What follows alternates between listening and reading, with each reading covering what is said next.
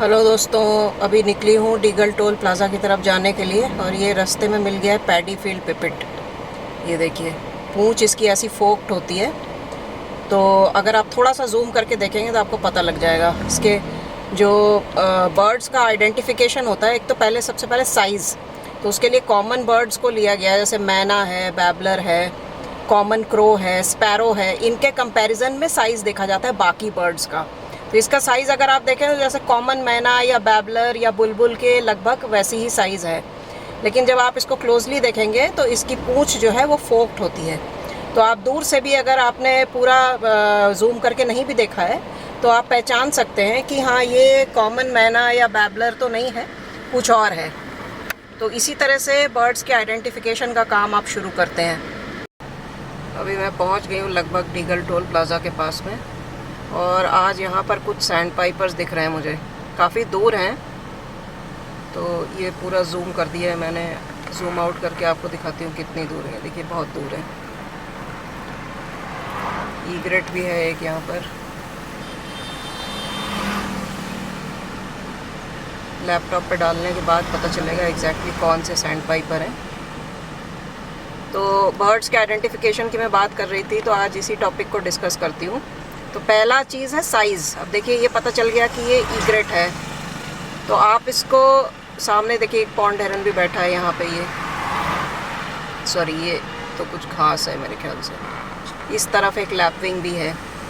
तो ये common birds हैं। इनके बॉडी साइज से आप दूसरे बर्ड्स को आइडेंटिफाई कर सकते हैं। जैसे कि मैंने एग्जांपल दिया कि आपको पिपिट दिखा, तो आपको ये पता चल गया कि भाई ये पक्षी जो है ये लगभग बैबलर या मैना के बॉडी साइज़ का है, लेकिन वैसा ये वो नहीं है, कोई और पक्षी है। फिर आप जाके उसको ढूंढेंगे, आइडेंटिफाई करने की कोशिश करेंगे। या तो आप फ़ोटो खींच के रखेंगे अपने पास, या साथ में गाइड लेकर भी चलते हैं काफ़ी लोग कि भाई देख लें कि क्या है उसी समय।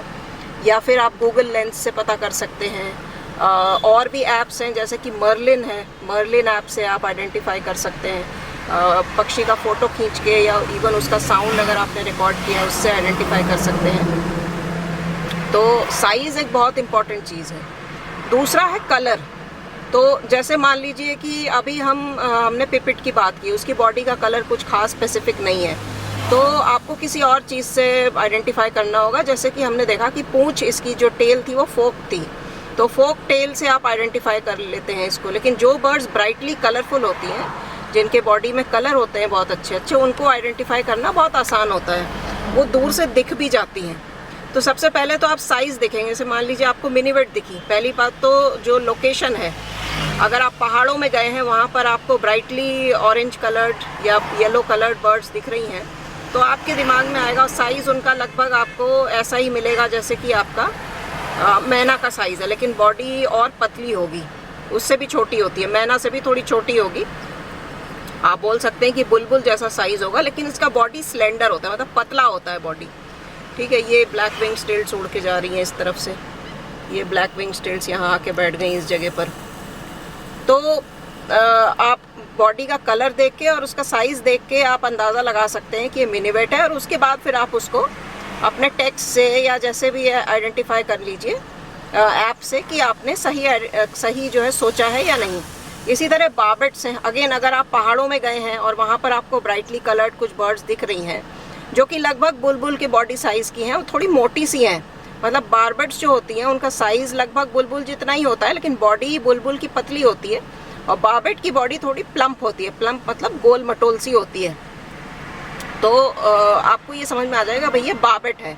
लेकिन कौन सा बार्बेट है एग्जैक्टली, वो अगेन आपको ऐप में जाना पड़ेगा, या फिर आपके पास अगर कोई और आइडेंटिफिकेशन की किताब है या कुछ है आप लेके चल रहे हैं, तो वो उससे आप आइडेंटिफाई कर सकते हैं।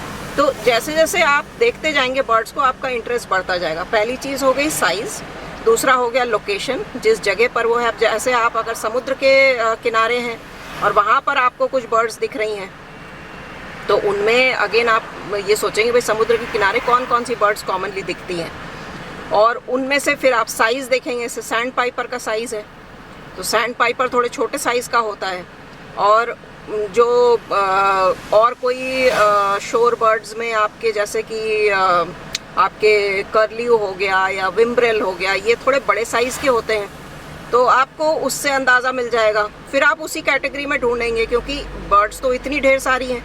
अगर आप सीधा किताब खोल के हर एक पेज को पलट के ढूंढेंगे तो आप नहीं कभी भी आइडेंटिफाई कर पाएंगे।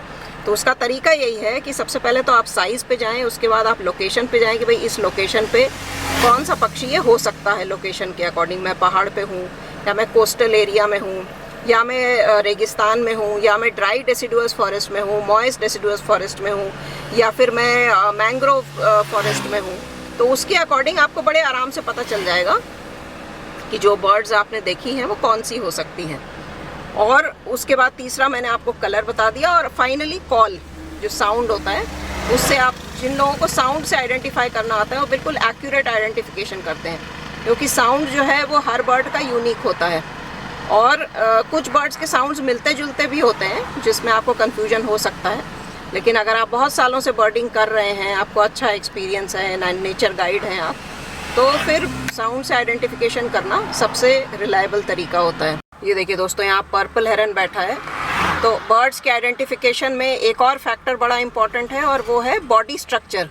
बॉडी स्ट्रक्चर में यदि कोई ख़ास बात है, जैसे कि किसी की लंबी गर्दन होती है, पर्पल हेरन की, ग्रे हेरन की, सबकी लंबी गर्दन होती है, लेकिन पर्पल हेरन की ज़्यादा ही लंबी होती है। तो ये देखिए पर्पल हेरन की कितनी बिल्कुल एस शेप में इसने किया हुआ है अपनी गर्दन को। और जब ये उड़ते हैं ना, तो भी एस ऐसे ही मुड़ी हुई गर्दन के साथ ही उड़ते हैं, ईग्रेट्स भी और हेरन्स भी। लेकिन जो स्टॉक होते हैं वो सीधी गर्दन के साथ उड़ते हैं। तो अगर उड़ते हुए आपको पक्षी दिख रहे हैं, उनकी गर्दन मुड़ी हुई है ऐसी एस शेप में, तो आप समझ जाएंगे कि या तो ईग्रेट है या हेरन है।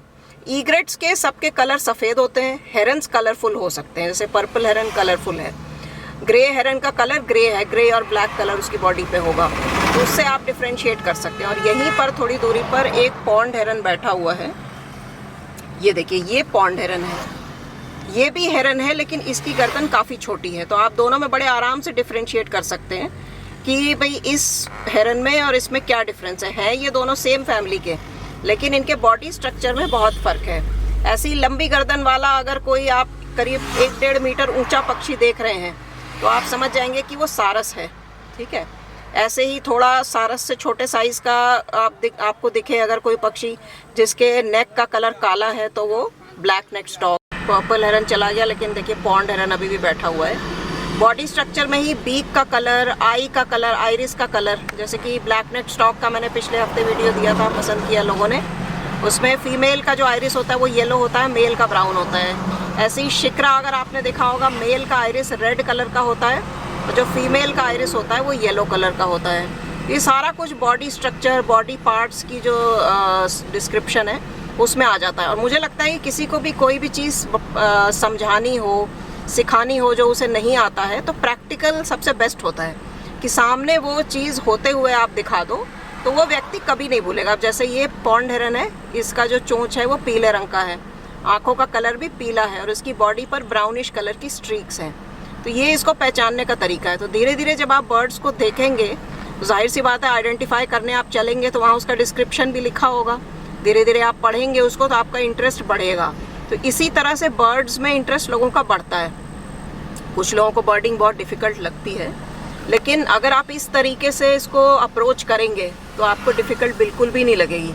इकट्ठे सब कुछ आप कभी भी नहीं सीख पाएंगे, थोड़ा थोड़ा करके ही सीख पाएंगे। आपके आसपास जो कॉमन बर्ड्स दिखती हैं उनको आप देखेंगे तो धीरे धीरे उसको ऑब्ज़र्व करते करते आपको उनके नाम भी याद हो जाएंगे। नाम थोड़े से डिफ़िकल्ट होते हैं बर्ड्स के, क्योंकि या तो इनके कलर के बेसिस पे नाम रखे जाते हैं। कलर जो है विंग्स का हो सकता है, बेली का हो सकता है, नेक का हो सकता है, जैसे ब्लैक नेक स्टॉक, चेस्टनट विंग्ड मुनिया, ठीक है, या येलो बेलीड प्रीनिया। तो ये कलर के बेसिस पे हो गए। इसी तरह बॉडी के स्ट्रक्चर में कोई खासियत है, उसके बेसिस पे नाम रखा जा सकता है, या फिर उसके हैबिटेट के बेसिस पे नाम रखा जा सकता है, जैसे पॉन्ड हेरन है। तो ये चीज़ें जो है ये आपको डिफ़िकल्ट लग सकती हैं शुरुआत में, लेकिन अगर आप इसको थोड़ा थोड़ा करके धीरे धीरे फॉलो करेंगे तो ज़्यादा मुश्किल नहीं आएगी। अब ये देखिए बहुत दूर ये पक्षी बैठा हुआ है, लेकिन इसकी लंबी गर्दन से मैं आइडेंटिफाई कर सकती हूँ कि ये पर्पल हेरन है, वही पर्पल हेरन जो वहाँ से हट गया था। और इधर एक और है, मेरे ख्याल से वो ग्रे हेरन है। पिछली बार भी यहाँ पर एक ग्रे हेरन बैठा था, तो वही ग्रे हेरन हो सकता है ये देखिए।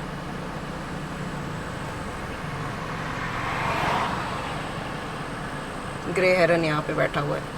यहीं पर सारस भी दिखा था पिछले वीडियो में, वो जो एक अकेला सारस दिखाया था मैंने, तो आज वो नहीं है यहाँ पर। हो सकता है वो सब एडल्ट हो, जो पिछले सीज़न के जो जुवेनाइल थे वो बड़ा हो गया होगा, अपनी मेट की तलाश में घूम रहा होगा। यहाँ पर वुली नेक स्टॉक का नेस्ट है। अब देखिए, वुली नेक स्टॉक का नाम इसलिए रखा गया है वुली नेक, ऐसा नहीं है कि उसके गर्दन में वाकई में वुल है, ऊन से नहीं बनी हुई है उसकी गर्दन, लेकिन उसके गर्दन पे जो वाइट कलर का पूरा जो पैच है, उससे ऐसा लगता है दूर से देखने में जैसे कि सफ़ेद रंग का उसने मफलर पहन रखा हो गले में, इसलिए उसका नाम वुली नेक स्टॉक रख दिया गया है। ऊन जैसा ही दिखता है वो दूर में, फ्लफ़ी सा। इसी तरह पेजेंट टेल्ड जकाना, पेजेंट भी एक पक्षी होता है, उसकी पूंछ जिस तरह की होती है वैसी पूंछ पेजेंट टेल्ड जकाना की होती है, तो इसलिए उसका नाम पेजेंट टेल्ड जकाना रखा गया है। ब्रॉन्ज विंग्ड जकाना, ब्रॉन्ज विंग्ड मतलब कि उसका जो पंख है वो ब्रॉन्ज के कलर का होता है। बाकी उसकी बॉडी में और भी ब्राइट कलर होते हैं, लेकिन सबसे प्रोमिनेंट कलर दिखता है वो उसके पंखों का ब्रॉन्ज कलर है, तो इसलिए उसका नाम ब्रॉन्ज विंग्ड जकाना रख दिया गया है। अभी यहाँ पे आपको 2 ईग्रेट दिख रहे हैं, ये देखिए। ईग्रेट्स हमेशा सफ़ेद रंग के होंगे। अब वो कौन सा है, लार्ज ईग्रेट है या फिर इंटरमीडिएट ईग्रेट है या लिटिल ईग्रेट है, वो उसके पैरों के और चोंच के कलर से पता चलता है। कई बार बताया मैंने आपको, जैसे लिटिल ईग्रेट होता है उसके पैर और चोंच दोनों काले होते हैं। लार्ज ईग्रेट है, काले रंग के पैर होंगे, पीले रंग का चोंच होगा। इंटरमीडिएट ईग्रेट का ऐसा होगा, साइज़ उसका थोड़ा छोटा होगा। लेकिन जो कैटल ईग्रेट है उसकी बॉडी पर वाइट के साथ में पीले रंग के स्ट्रीक्स होंगे, तो वो आपको पता चल जाएगा कि ये कैटल ईग्रेट है। ये देखिए, एशियन ओपन बिल स्टॉक है, मेरे सामने से उड़ के गया और उस तरफ बैठ गया पेड़ पर। तो इसकी गर्दन उड़ते समय बिल्कुल सीधी थी, तो मुझे समझ में आ गया था ये स्टॉक है। उसके बाद इसके बॉडी का कलर में ब्लैक और वाइट था केवल, तो उससे ये समझ में आ रहा था कि most likely Asian bill stock होगा, क्योंकि इस एरिया में एशियन ओपन बिल स्टॉक है, पेंटेड स्टॉक है, यही स्टॉक्स मिलेंगे। ब्लैक नेक स्टॉक अब आ गया है, पहले नहीं हुआ करता था। ये देखिए दोस्तों, एक और पर्पल हेरन, इसका पूरा जो बॉडी है वो घास के अंदर छुपा हुआ है, ये देखिए, और केवल इसकी गर्दन बाहर निकली हुई है, जो लंबी सांप जैसी गर्दन है वो निकली हुई है। और ये होते हैं एम्बुश हंटर्स, तो हंटिंग स्टाइल से भी आप पक्षियों को पहचान सकते हैं, लेकिन मेन तरीका वो नहीं होता है। मेन तरीका तो वही सब कुछ होता है जो मैंने आपको बताया, जिसमें कि सबसे पहला है body size, location, colour, call और उसके बॉडी के स्ट्रक्चर्स, आइडेंटिफाइंग फीचर्स। और भी कुछ चीज़ें होती हैं, अभी बताऊंगी वो भी। इसकी हंटिंग के बारे में थोड़ा बता देती हूँ। ये एम्बुश हंटर होते हैं, मतलब कि बिल्कुल बिना हिले, बिना पलक झपकाए उस जगह पे खड़े रहते हैं। जैसे ही आसपास से कोई भी इनके खाने की चीज़, कोई प्रे गुजरता है, तो ये तुरंत उसको पकड़ लेते हैं। इधर एक स्टॉक भी है, कोई अभी उड़ा है, तो हो सकता है वुली नेक्ड हो, क्योंकि सॉरी एशियन ओपन बिली हो, क्योंकि उसका जो बॉडी का ब्लैक एंड वाइट फेदर्स मुझे दिख रहे थे। नहीं, ये तो स्टॉक नहीं है, इसकी चोंच ईग्रेट जैसी लग रही है। शायद इधर कहीं झुरमुट के अंदर चला गया है। ये बगल में एक झुरमुट है ना, इसके पीछे चला गया है वो जो स्टॉक था। ये दोस्तों थोड़ा इसका, या तो ये पर्पल हेरन थोड़ा छोटे साइज़ का है, पर्पल हेरन ही होगा, क्योंकि बिटान तो ये नहीं हो सकता। इसकी गर्दन का जो, बिटान्स की जो गर्दन होती है वो लचीली नहीं होती है, इसकी गर्दन लचीली है, लेकिन साइज़ में थोड़ा छोटा है पर्पल हेरन के कंपैरिजन में। तो हो सकता है यंग हो, मतलब छोटा हो, अभी पूरा एडल्ट ना हुआ हो। एक बार तो मुझे लगा कि बिटान तो नहीं है कहीं, लेकिन बिटान की गर्दन ना तो इतनी लंबी पतली होती है और ना ही वो उसको चलते समय इतना लचीला रख सकता है गर्दन को, क्योंकि बिटान्स की गर्दन ही छोटी होती है बिल्कुल। और मतलब ऐसा लगता है जैसे जो हेड है और बॉडी है उसके बीच में बहुत छोटी सी गर्दन है, तो वो बिटान नहीं हो सकता। मोस्ट लाइकली पर्पल हेरन ही होगा, छोटा होगा।